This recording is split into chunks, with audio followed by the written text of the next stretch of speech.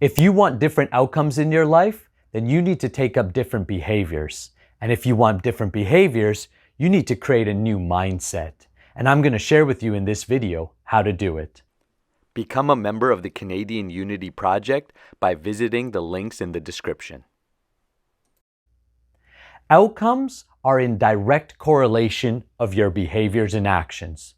So if you're thinking to yourself, I'd really like some more money in my life. I'd like to see those debts paid off. I would really like to have a healthier lifestyle. I want to get in the best shape of my life. I want to be able to contribute to my country better. If you want to become a self-sufficient Canadian, then you have to get specific on what self-sufficiency means to you. Do you want to grow your own food? Do you want to educate your children in a better way? Do you want to be able to create the relationship that you want? A harmonious family, a community, a deeper relationship with your spiritual expression. Whatever it is, you want to be very clear on the outcomes you want. The reason why most people don't get to where they want to go is because they don't know where they want to go in the first place. Imagine a ship without a captain. That ship would just continuously, who knows if that ship will even get out of the dock.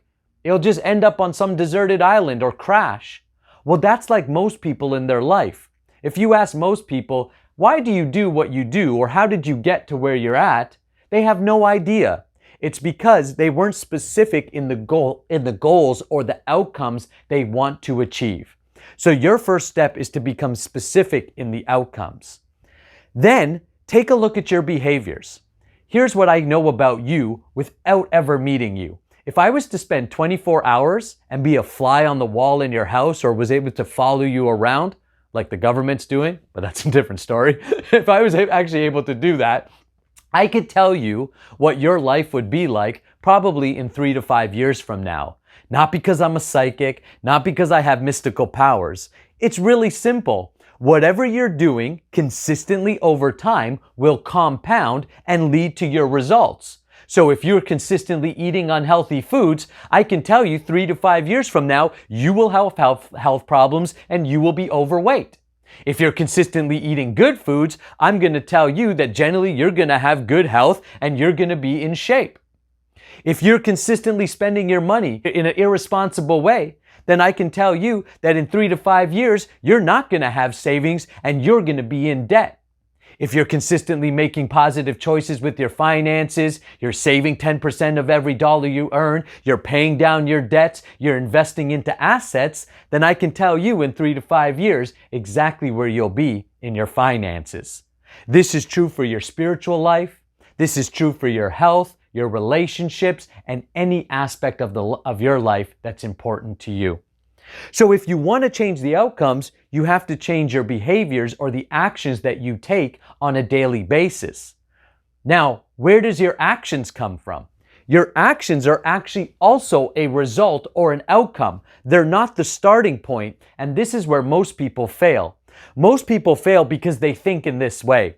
Well, when I have a lot of money, then I will work hard, then I'll be happy.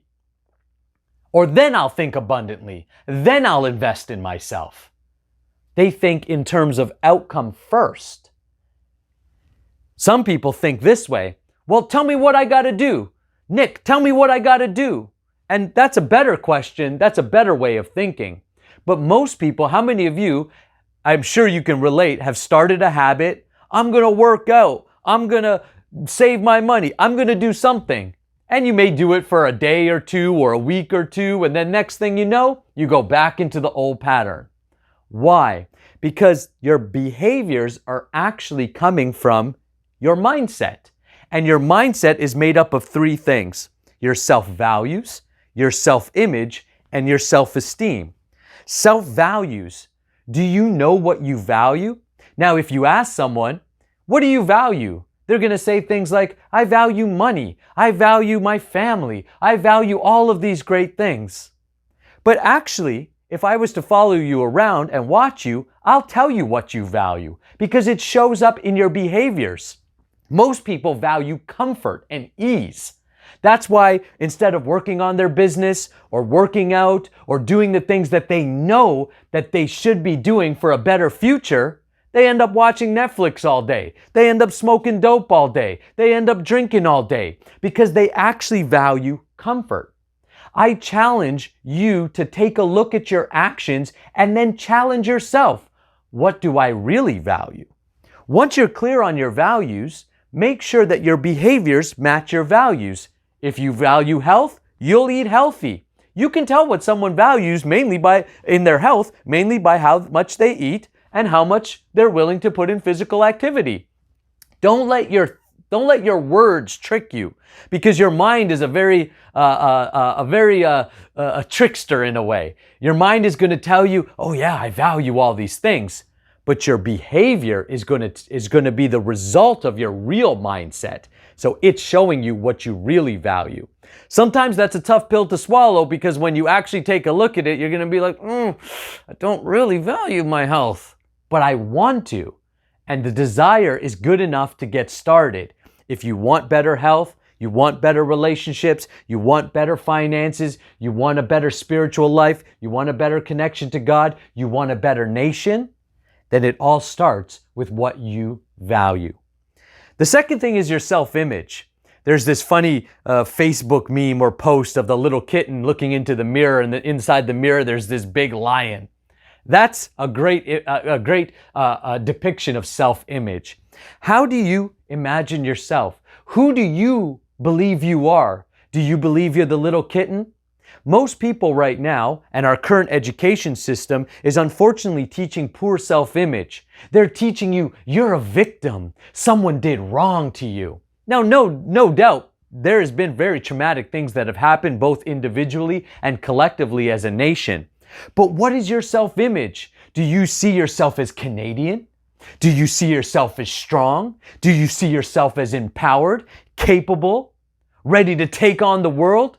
When you look in the mirror, do you like what you see? Or do you put yourself down? Mainstream culture and marketing has told you that you're not good enough, you're ugly, unless you have this product, you're not pretty. Unless you have this number in your bank account, you're not valued. Unless your job title is XYZ, then you're not a valued member of society. Well, I'm here to tell you that that is wrong. And they're doing it to you purposefully, because what marketers and people that aspire to power have figured out is that if they can keep you in a low self-image, if they can keep you playing the victim and feeling like the world has somehow wronged you, then your self-image will be poor, and people with poor self-images are easy to control. They're easy to manipulate, and they're easily bought into the materialistic, consumeristic, authoritarian-styled society that we're developing into. That's why your self-image is part of the solution. You are important. You're a citizen of Canada, and your self-image and the way you think about yourself is important. For me, I would love to see strong Canadians, people who imagine themselves as proud Canadians, who understand that they can contribute, that they're capable, and that they're ready to be of service not only to their country, but to yourself and to your family. And the last aspect is self-esteem. Steam, think of like a steam in a steam engine. It's literally the energy in which makes the locomotive go forward. Well, your self-esteem is what makes you go forward. And we can chalk up to self-esteem as energy management. You know, we talk about energy management in an outer way, meaning we want our homes to be energy efficient. We want our cars to be energy efficient. But are you energy efficient?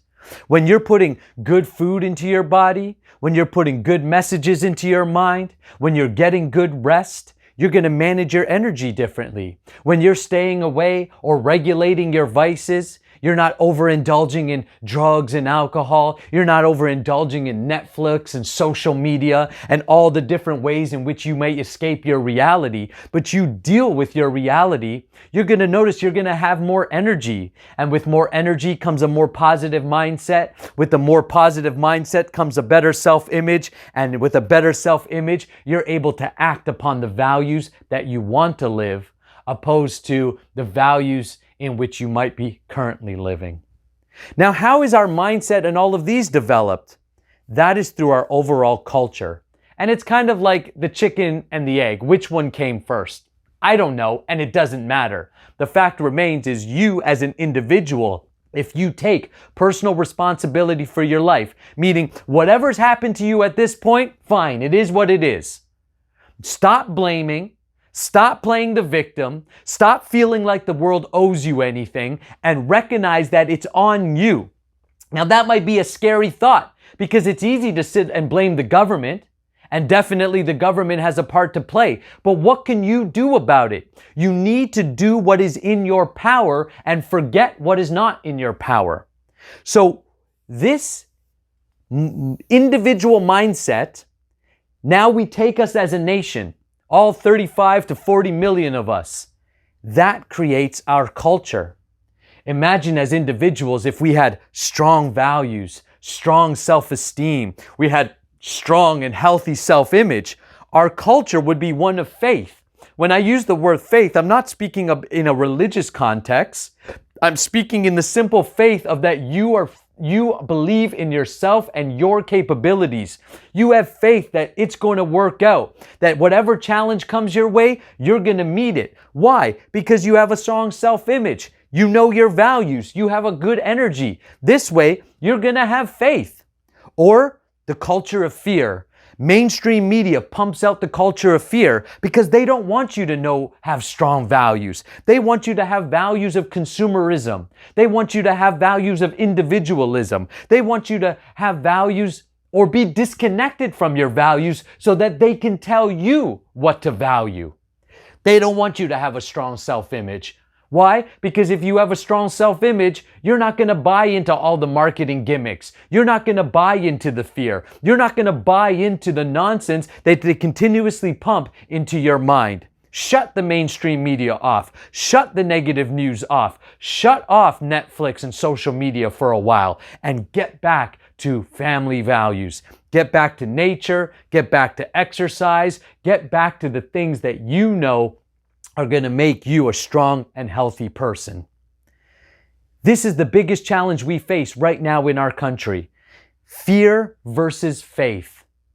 Right now, we're living in a culture of fear, and that is being perpetuated by our politicians in coordination with our mainstream media and big corporations who understand that if they can keep you in a mindset, in a weak mindset, then ultimately you'll be easily manipulated.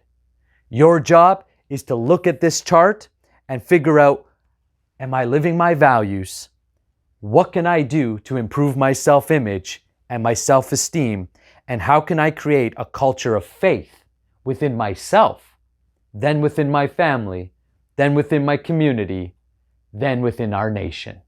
And if you need help doing it, I suggest that you become a member of the Canadian Unity Project, because we're going to be providing you with real education to be able to create the life that you want and become a self-sufficient Canadian. Become a member of the Canadian Unity Project by visiting the links in the description.